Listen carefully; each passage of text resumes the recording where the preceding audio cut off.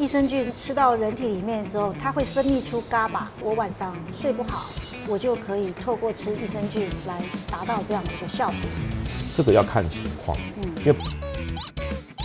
益生菌对于我们人的生理上的改变，聚焦在哪一个部分上？不同的时代看的不太一样。早期大家大部分都在看肠道保健、免疫调节跟心血管疾病的部分。那这几年看的比较多，就是在为什么皮肤痒过敏吃益生菌会有改善？益生菌一开始大部分的研究都是着重在肠道保健的部分，后来再扩及到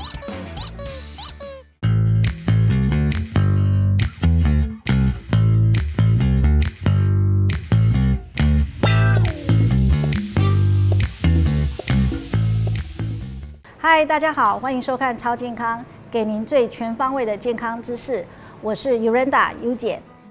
那今天很荣幸呢，我们邀请到国立中兴大学的这个助理教授，同时也是台湾乳酸菌协会的理事陈彦博博士，欢迎陈博士。主持人好，各位观众朋友大家好，我是陈彦博。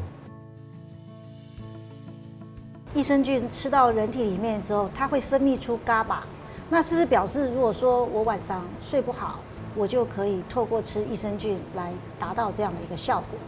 这个要看情况，因为不是每个益生菌都会产生 GABA， 要看一下您吃的益生菌是不是它有验证过说会产生 GABA，但是会产生 GABA 也不代表它一定会有效果，因为要看它 GABA 的量是多还是少。那这个学术单位或厂商是不是有做一些细胞或动物实验，甚至临床试验去验证这一块，GABA 在肠道是否有提升，或者 GABA 它下游的一些路径是否被活化，然后真的这个症状是不是有做改善，像这是睡眠失调的一个部分。觉得如果说吃这个益生菌，它可以改善睡眠的话，我觉得真的是也是一个非常好的一个方式，而且它可以让我们身体就是内部就是自然的去做这个睡眠的一个调整，我觉得是非常自然的一个过程。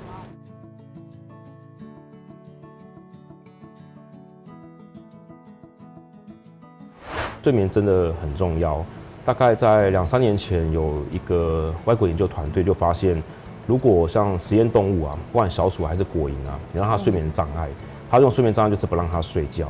所以大概几天之后，它的肠道微生物菌相会大幅度的改变，然后有很多的氧化物质累积在肠道，那甚至在果蝇的实验里面，果蝇就活没几天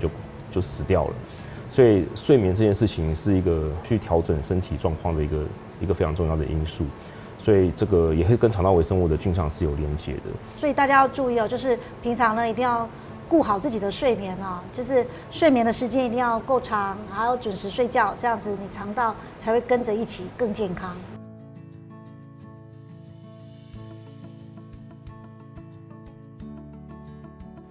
对于这个益生菌，你看到它对于我们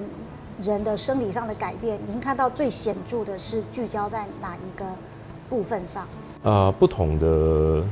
时代看的不太一样。我在早期接触到这个领域的时候，大家大部分都在看肠道保健、免疫调节跟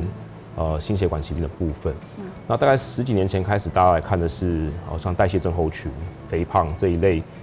因应的这个社会局势而引申的一些疾病的出现。那这几年看的比较多，就是在情绪调节、忧郁，然后再是睡眠障碍，还有老化这一部分。那这些都是目前在不管肠道微生物菌相还是益生菌的部分，大家很琢磨的一些点，这也是我们平常会遇到一些困扰。这些都是现代人的生活都会随着我们的这个生活习惯啦，还有外食族经常会遇到的问题。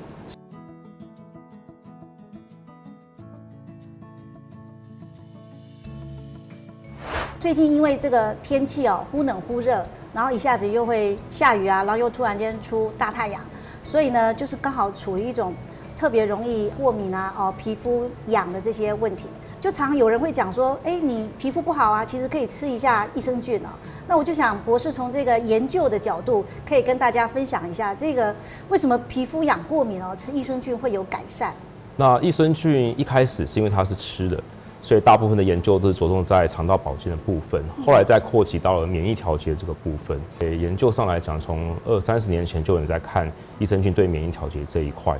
那免疫调节基本上在过敏这个部分的话，是牵扯到我们身体里面的这个TH1、TH2 的免疫的平衡。大部分的益生菌来说，有免疫调节效果的话，都会比较偏向于往 TH1 的方向走，去把 Th2 过敏的反应把它去往 Th1 的地方拉过去。那这样子的情况就可以达到一个整体的体质上的调整，就是在一个抗过敏的状况的时候呢，不管是呼吸道的过敏还是皮肤上的过敏，那基本上都有机会去做一个缓解。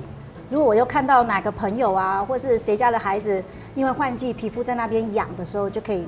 建议他们去使用这个益生菌。就是说有没有比较值得相信的厂商，那有经过一些国家的认证，那基本上在过敏体质调节这部分会比较有保障。那目前坊间的产品有些是吃的，有些是擦的，那用途上不太一样。那吃的话，从内在去调整它的体质，往抗过敏的方向走。那擦的话，可能就在局部的部分可以有一些瘙痒或者是一些过敏症状的一些缓解。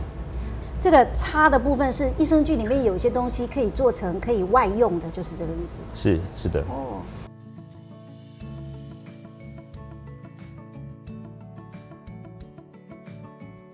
最近大概这5到10年间，大家对益生菌的作用机转越来越清楚。所以像这类益生菌衍生出来的，不管是细菌本身，它的细菌的成分，或者是它分泌出来的一些代谢物，像是有机酸，或者是像色氨酸代谢物等等，那我们都给它了一个名词，大概在3、5年前，国际益生菌协会给的一个定义，就这个叫后生元 （postbiotic）。在10几年前，我们会觉得益生菌必须要是活着，才能发挥它该有的作用。但近年的话，我们来看，就是说它不一定要活的，它所衍生出来的一些产物，它也同时具有一些功效。那同时，这个产物也可以解释的说，益生菌它是如何去达到一些这个功效的部分。所以益生菌它活的益生菌对我们有帮助，那死掉的益生菌对我们也是有帮助。对，当然这个要看科学上的验证才知道是活的有用还是死的有用。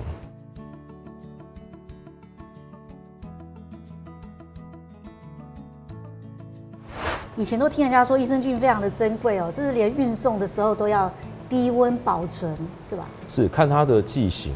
如果它是活菌的状况，当然也要看一下厂商它的生产的模式跟包装的方式。那有些菌它在环境的温度的感受性比较强的话，它可能就会需要低温的储藏。那有些可能它的剂型包装上有一些特殊的处理措施，然后室温保存也是可以的。那基本上厂商在出厂的时候都会做一些保存性跟耐受性的试验，所以按照它的使用期限来做服用就是可以了。为什么要做这种耐受性的实验？这也是要看你的产品的剂型而定。有些菌它一定要活菌才有效，那你在包装上就必须要去保存它有的活菌的数量，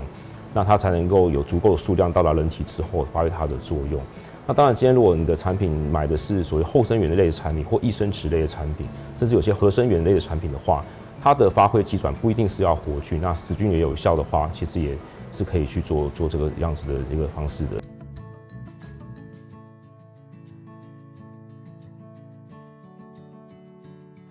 益生菌呢，它的补充大概就是要吃多少才叫做足够的量？这个每一个菌株啊，效果不太一样。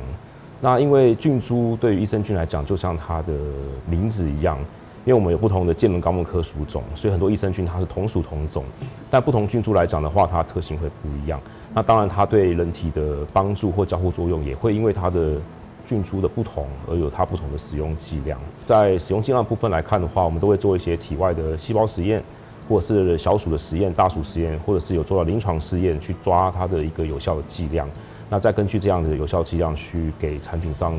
足够的量去给消费者是使用。这听起来这个益生菌是一门很大的学问啊。对，当然是。